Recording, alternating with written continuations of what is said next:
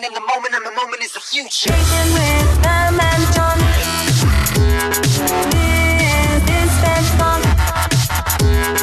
Welcome to SPED Talk with Pam and John, also known as The Calm. Before the Storm.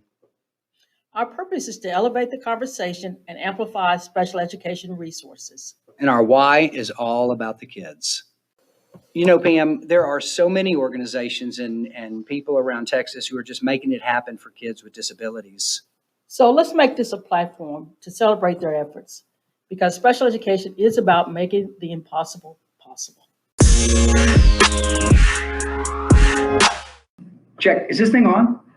Pam? Yes, John, it's on. You know it's on. Come on, dude. Are we going to have to edit this? No, let's get going. Okay. Well, we'll just roll with it. Guys, we are sitting here in Austin, hanging out with some fun people around the table. And we're really excited today because, you know, we're coming to the close of the school year and we're projecting into the 1920 school year. And we have some special guests with us today.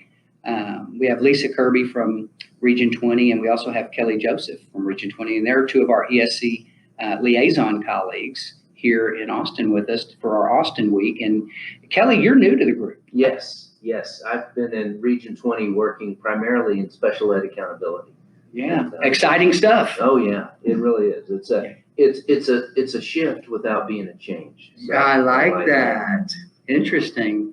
And of course, Lisa, we love our Lisa. Oh, thank you. Yeah, welcome to the show. Thank you so much for having us. I just want to clarify something, John. Oh. It is the beginning of the school year, Well, and not the end. So well, you know what they say, every you've been. beginning is every ending is a new beginning. Okay, So for our audience who was thinking, wait a minute, I think we're just beginning. Yes, we're just beginning. yes, we are. So with Lisa, whose claim to fame is the progress in the general curriculum, formerly AGC, and formerly a network, now something new. Could you tell our audience about you and the work that you've done? Yes, well, I've been at Region 20. I'm starting my 14th year at Region 20, and I've had the opportunity to work in curriculum instruction for years. But I did work on the PGC committee when it was the AGC, access to the general curriculum. And then they figured out we need to give kids more than just access to the general ed classroom. So that's why they changed it from access to progress in the general curriculum, because they actually want to see progress. And I led that team, the state network, for many years, and then also helped write several of our guidance documents on there, such as the co-teaching guidelines, paraprofessional guidelines, and things like that. Some of my favorites. Yeah, I concur with that. Stuff. Yeah, I know the PGC, formerly AGC products really are probably the ones that I used the most when I was a director, that I tried to get my colleagues and staff members and just my teams to go out and access, because I felt like those were probably the highest quality of some of the resources, but also that I think in many ways they were the most relevant globally in our schools, because it was really about inclusive practices and what goes on in the classroom on a daily basis. And those are still available on the PGC state website, which is actually housed at Region 20. That's changing. However, they're under rebranding right now. So when those will be completed, I'm not for sure the date on that, but we do have our state lead who's housed at Region 20 also, which is Kara Wildley, which could give you information on that. Awesome. Okay. I know that when they do that rebranding, like right now, you can access that by just typing in texaspgc.net. And when they do the rebranding, it'll still link over for at least 6 months after that happens. So. Good. So people don't have to run out and start printing everything out. Right. Okay. No. Right. So one thing you mentioned this morning is that you have resources for administrators. Yes, one of the things that we wanted to start working on at Region 20 is resources for our administrators to understand the special education, just whole system of how we do things, and to help them understand how to help our students make progress in the curriculum. So we designed a special ed series for administrators this year. that you can access through Region 20 and go online and follow. And in this series, we actually have 4 webinars that you can attend as a webinar, or you can attend these face-to-face that will be presented by attorneys from across the state of Texas. And just to let you know, some of the topics that we'll be discussing on October the 14th, we'll have creating legally defensible special education documentation. So all about the documentation of resources and things that we need to know in special education. And on December the 16th, we're going to have the special education discipline that's going to be presented again by an attorney. That gives us all that information we know on what we can and cannot do related to discipline, particularly when you're starting to hit those timelines if you're suspending students from school.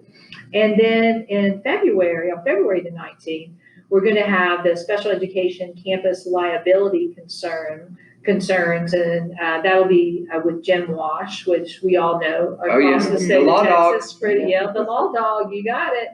And then our last session with attorneys will be on April the 14th, which is special education scheduling considerations to help administrators understand scheduling of students in inclusive type environments, and remembering that we do still have the continuum.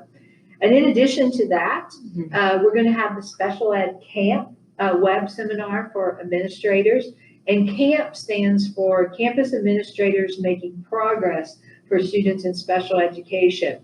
And I won't go through that whole list that you can find, but we actually will have experts in several different areas that will be there to present on things such as the administrator's role in the ARD process, updates and legal standards for dyslexia. We know that's a big topic this year, and the role of students in graduation. So we're going to use experts in each of those areas that can share that information that administrators need in order to make good decisions for students receiving special ed services. Yeah, those are great offerings. And so each of these are designed through that lens of the administrator. Correct. And how they would administer those effective programs regarding special ed. Absolutely. And you can go to the Region 20 website and go on and register for all of these, or contact Kelly or I, and we can send you a s'more that you can share with your districts that will give all of the information, links, and everything.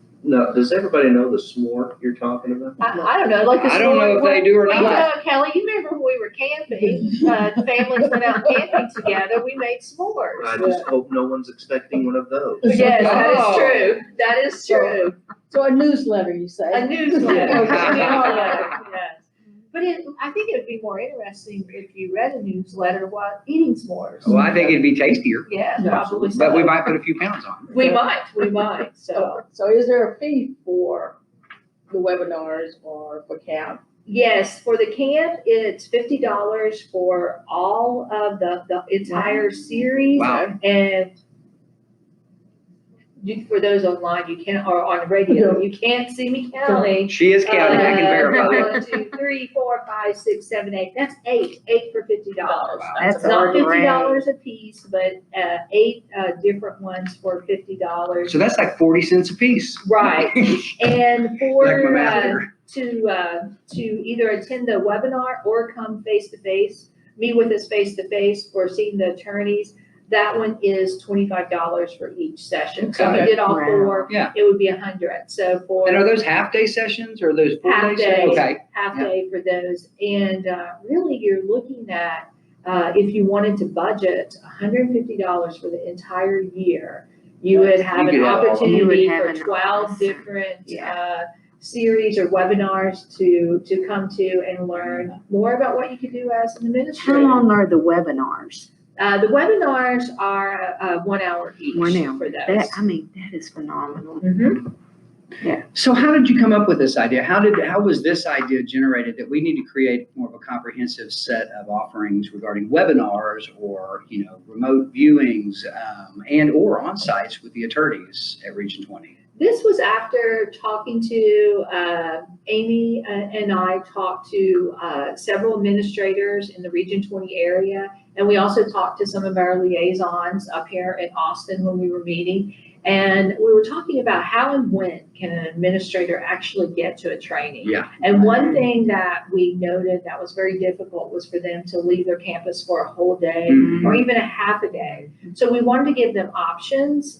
We are going to be recording these as well. And options that they can go and get this information and they can listen to it live and ask questions and everything or come in for it. And have this information ready and available for them. Yeah. Because it's just too hard for them to leave campuses. Although we do hope they do come in face to face to meet with some of our attorneys so they can have opportunities to ask even more individualized questions. But, our campus administrators are key in helping our students with disabilities Absolutely. make progress. I mean, they're the ones who are in charge of schedules and teachers and having them have planning opportunities together. Yes. And we can't expect them to help our students, have more progress in the general curriculum if they themselves don't have the information that they need to make those decisions. So they're the decision makers. So we're doing the best we can to inform them in areas of special education. So you said that that the webinars will be recorded. So Yes. if I schedule, but something happens. Yes. So if I'm not able to watch it at that time, I could go back and watch it when I can. Yes, Another correct. time. Okay. Correct. The only one I will preface up front, all the ones that we're doing in the camp series will Right. be recorded. Okay. We are still working out with our attorneys if Sure. we can record their Yeah. sessions. Because sometimes one law firm may say yes, one may say no. Yeah. Those, we're still waiting to see. But the camp series of the 8 that they can attend, those all will be recorded. Great. Yeah, it's really great the way the ESCs, I think, are trying to work within those constraints of our user groups, right? I mean, our administrators, our teachers, our superintendents, our just even our students and parents trying to create opportunity for growth because there is a need out there, and I think it's great that you guys are able to do that. So, does this tie in to Kelly? I know you mentioned the special ed accountability piece and the special ed administrator website. that you Yes, developed? so, and kind of in the same vein, just understanding that these administrators play such a key role in making sure the services are delivered with fidelity. Yeah. And yet, they have so many priorities and so many demands on their time, trying to figure out ways that we could provide resources for them. Yeah. So I was tasked and put together a website, a web page for our administrators, our campus administrators, and that's on that Region 20 website. And trying to hit basic information that they are most likely to need, because I know they have support from their SPED departments, but they need some quick information. Sure. And it just, where we were, our administrators didn't have that directly at hand. So this webpage has about 7 tabs on it. There's some administrator online training sessions. A couple of them cost $25. One of them's free. There's the discipline part. So let me just read my tabs if you don't mind. Sure. There's the ARD committee, discipline, state assessment, IDEA disability categories, the SPED contacts at Region 20, and special ed training.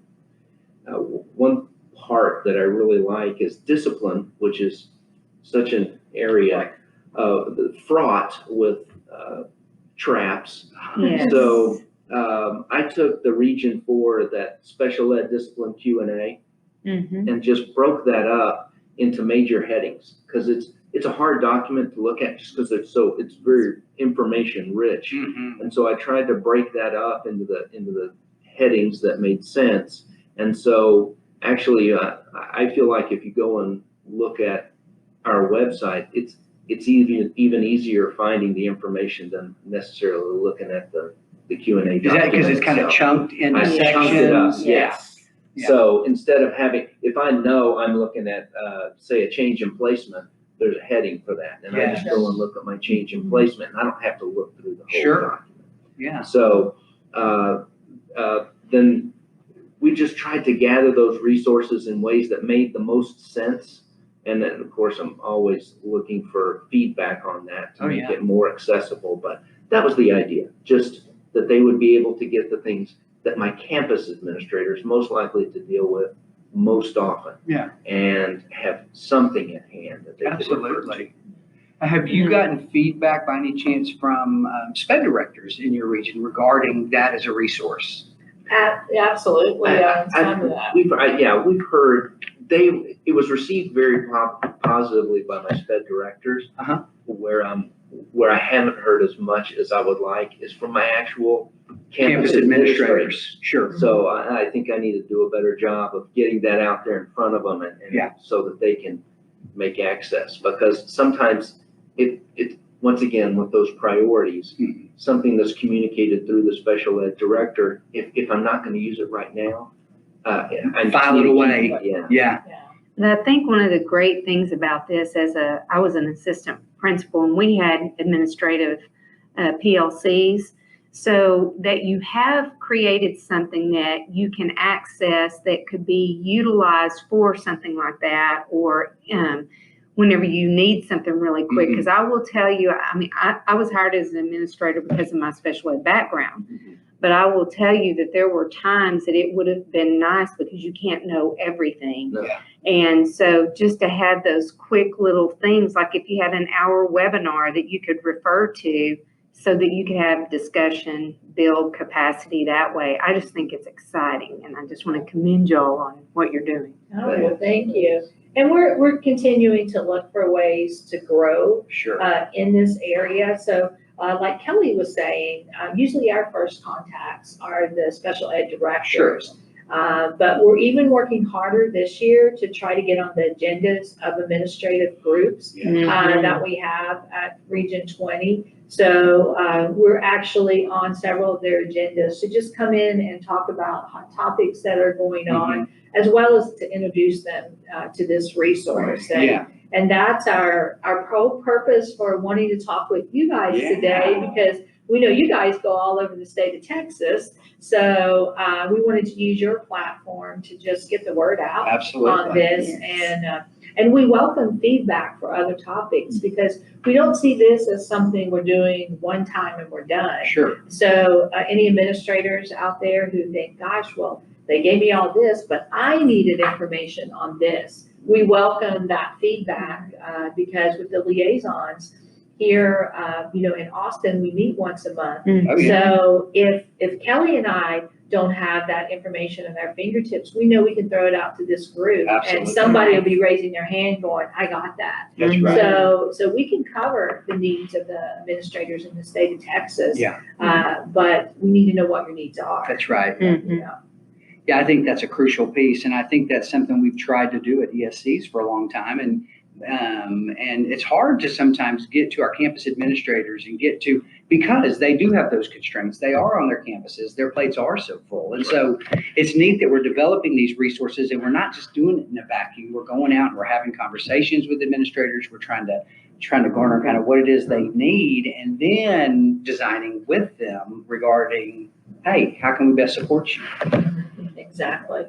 And Kelly, you also part of this Region 20 Special Education Accountability Team? Yes. So that's what I've been doing for the last few years is I started out in curriculum instruction and quickly moved over to special ed accountability. And Kelly, you didn't make that move because we were working together, did you? not that you know of. No, not that I know of. Kelly and I were working together. Matter of fact, I was on the team that helped hire him, and then shortly after that, I thought we were having so much fun, and then he jumped over. He left. To We accountability. should drag you over, Kelly. Just you can tell us. Well, if love is never having to say you're sorry, working with Lisa is never having to say anything at all. Hey, well, listen, that's what Pam says about me. And coming into this, I know we're having too much fun. Here we go, Pam. She's going to get upset with me. No. Coming into this session, Pam said, okay, John, you know you like to talk. And I said, I do. And she said, but you know, Lisa likes to talk too. And I said, she sure does. And she said, don't worry, I'll keep you both. Yeah. And you know what I tell my family, Don, when you go back, because the loudest that my family always gets heard. I tell them officially, I'm the only one who gets paid to talk. There you go. So there. That's right. I Okay, love Don. this. Yeah, so Kelly, I'm Okay, sorry, Kelly. go ahead with your answer. So, yes, I think we've proven that point. Yeah, so on the special ed accountability side, I really had a great opportunity to work with a lot of directors, a lot of coordinators. There are just so many issues that come up on our side of the house. And what I notice is, particularly when state requirements being filtered through that IDEA piece just leads to confusion on how I actually implement that. So it's really been a challenge, but it's exciting to kind of, most of the time, it's just reframing it, giving it the perspective that's required. And now that everybody knows that IDEA trumps everything, then it's gotten a little bit easier to make that question and clarify those issues. Yeah, you know, I agree with you on that. I think that for a long time, I think we were working to be a compliant state, you know, and whatever that meant is what it meant, but that's where we kind of lived. And, you know, with results-driven accountability, the RDA process and PBMAS kind of transitioning over to that, we understand now, you know, compliance is kind of that floor we walk on, is what I like to say. And then the ceiling is now outcomes. But what does that really mean? Yeah, so I think there's a real tendency, we were talking about this earlier today, that compliance piece can become a risk management piece. That's right. Where you're just trying to, as long as I've got that covered, I'm okay. Yeah. And that's really, when compliance is done right, it should be supporting those Almost outcomes. removed from the process because it's Exactly. just ingrained in the system. Exactly. Right. I think one of the conversation at the table, one comment that was made was, if my scores are going up, it's amazing how compliance becomes less and less of an issue. Right. But and I just love that idea that really when we follow IDEA the way it's written, it's supporting those outcomes. That's right. It's ideals driven. Yeah, exactly. And so as we make this shift from PBMAS into RDA, and that results driven account, that was some federal language that we brought in as we renamed PBMAS. This first year, there won't be a lot of changes. As a matter of fact, SPED will see very few changes in RDA compared to PBMAS, but it's where we are in this process. As we go through this corrective action process, and we've hired this new division, they're building and expanding and gaining capacity for their people in a lot of different ways. Yes. And so while it may seem like, okay, this is the same thing that we've always seen, that will develop, and it's going to be more dynamic than we see right now. It's just we're implementing cyclical reviews, targeted.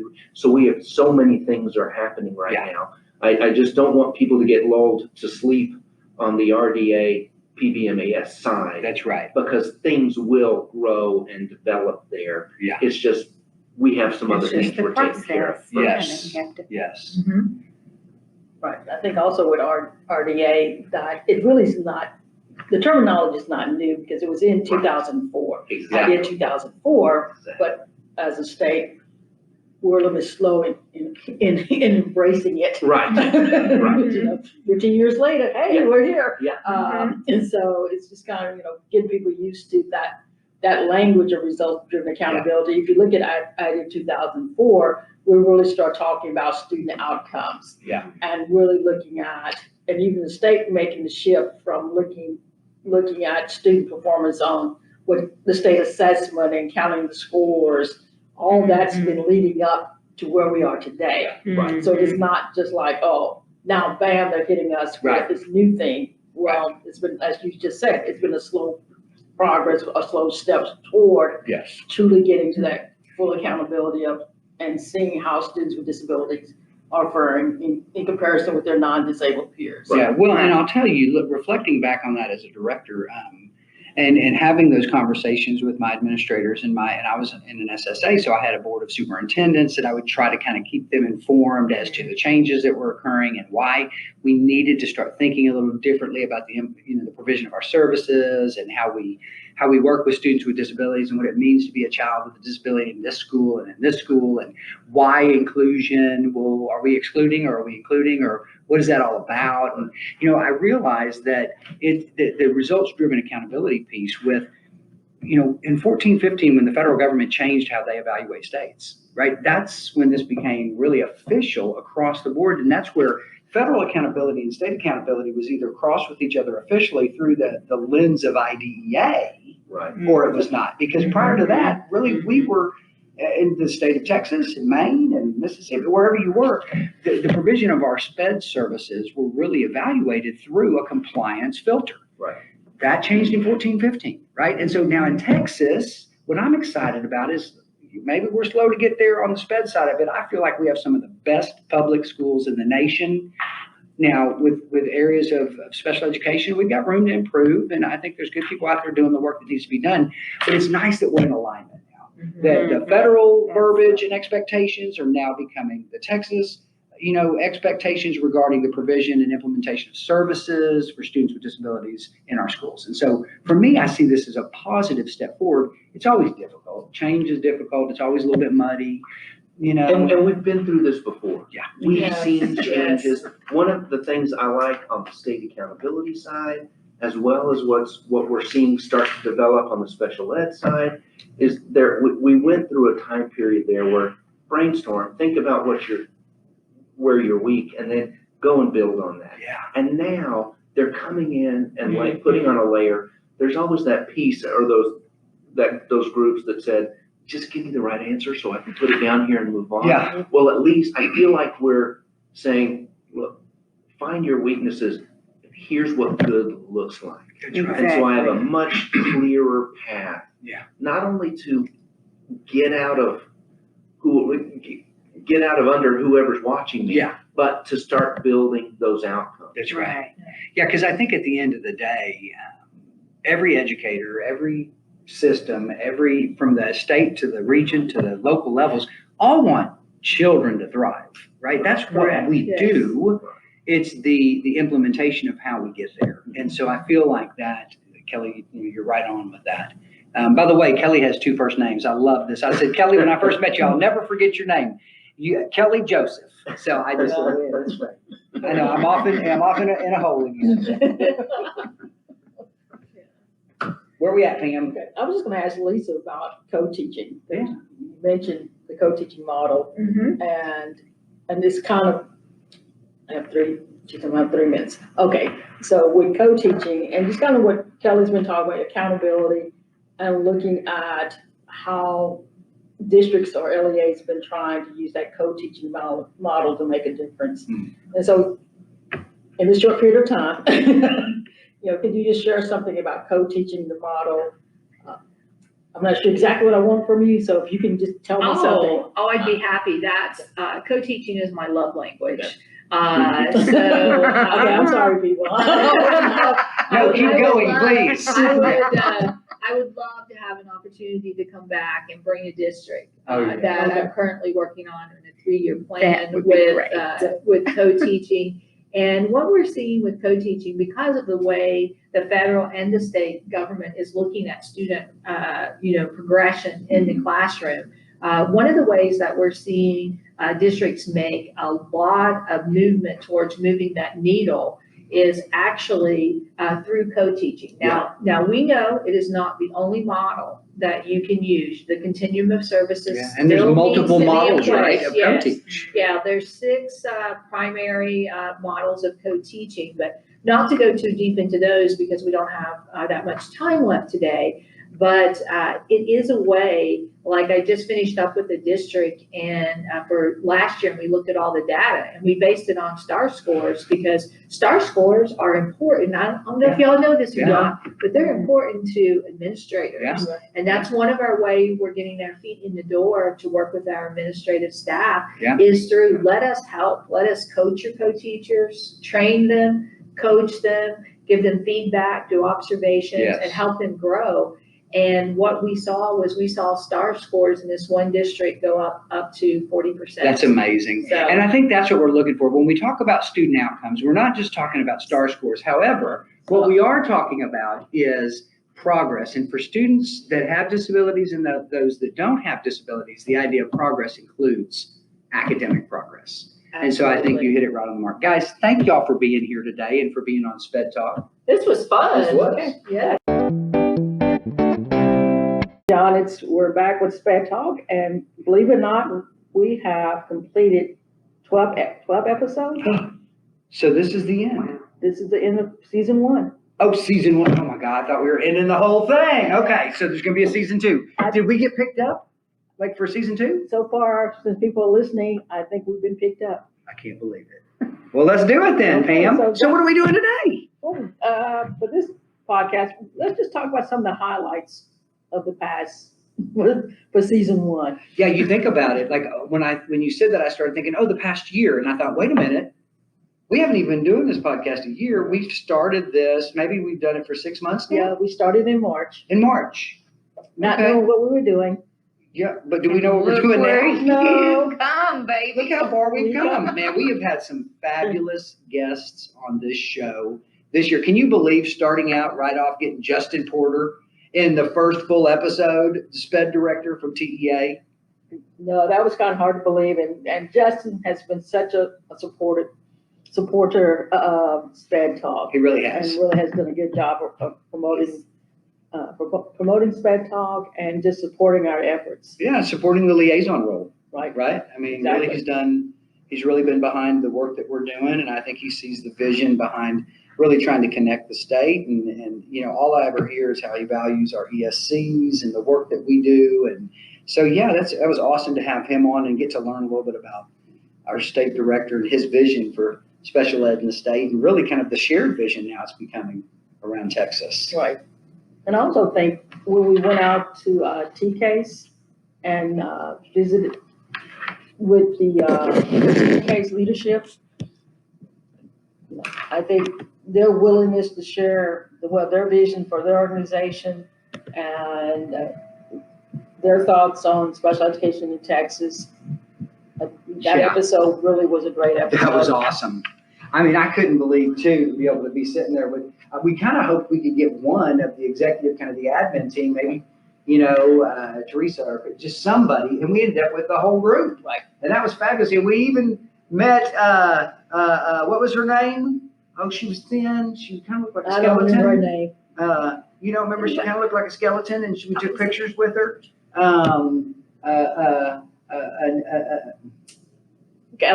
I don't think I Are you I talking don't about need a a- TCASE? Yeah, I'm talking about a TCASE. We Remember, went out she was to TCASE. the skeleton that was sitting in the office that we took pictures with. Bonita. Bonita. Bonita. Man, I can't believe y'all can't remember Bonita.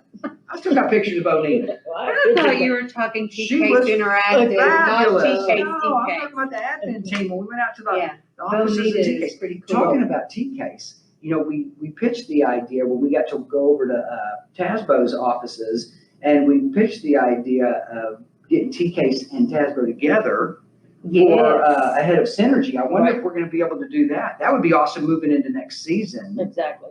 So, man, we're going to have to put our feelers out on that. Well, I think y'all done a great job in having, I think we've had some great guests. Great. Season 1 has been pretty And amazing. Morgan's Wonderland Oh was my probably one of my favorites. How impactful was that? That was, it's one of our longest episode, but it's also one that's the most listened One of the most to. popular. Right. When you look at our viewership, and viewership's growing, we're up to almost close to 1,000 listeners, around the state. So it's exciting to see that, this project isn't about us. We want to share with the audience who we are, who our personalities are. We want this to be, we want to have, a friendship with our listeners. We want to feel like, hey, we're all part of this conversation of special ed and what's going on in Texas and all these changes, but at the same time, really, we want to elevate those in the field, in the communities that are really making it happen for kids with disabilities. And I just feel like that's what it's becoming. Right. And I think as we look ahead, that, we're really going to be looking at highlighting, more resources, looking at what's available for administrators. Yeah. Also highlighting campuses or Absolutely. districts, people who are doing really great work in Yes. special education. And that's what's exciting as Yeah. well. What to come is to actually involve our schools Our that, schools.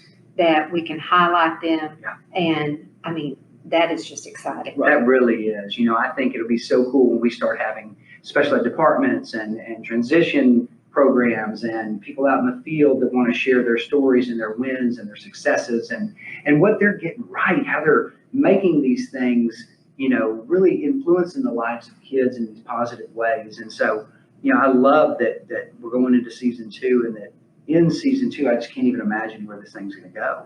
Well, and just look at everything that we've touched on. We had Lorraine talking about autism. Oh, that was fabulous. And that was really good. And then our plans for the future, I mean, we're just going to be all over the state.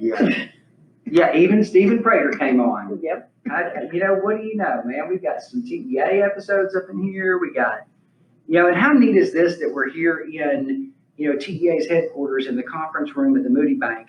And, we were just talking about how 3 years ago some of us started this journey, and then year 2, Amy came on, and then now year 3, we've got kind of some new liaisons that are coming in. And so we're having a little bit of turnover in the liaison role, but it really has kept the energy of this group fresh. And we're really starting to generate some cool resources. Right. And that's really what the purpose is, to share the resources as well as highlight the positive of what's going on in special education in Texas.